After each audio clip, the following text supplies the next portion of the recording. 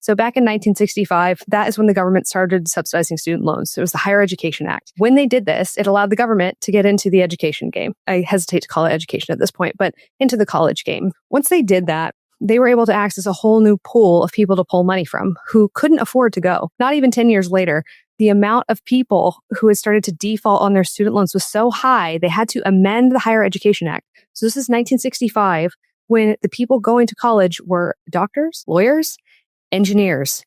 They were all GIs coming back from World War II who had the GI Bill, and it was going to the colleges, and they were all going into jobs that were like heavy STEM, legal requirement related.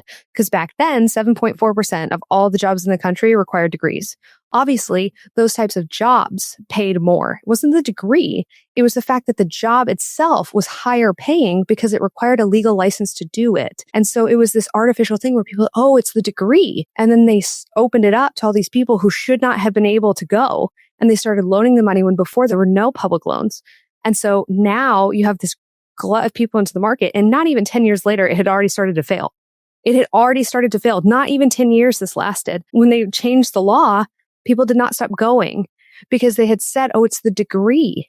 And so I think that our system has been running on fumes since probably the 1980s. Now what we're seeing is the amount of people who go to get degrees, the amount of jobs that legally require degrees has only increased 0.3%. So it's 7.7% of jobs now legally require degrees, but the amount of jobs that pay high that don't require degrees has also increased.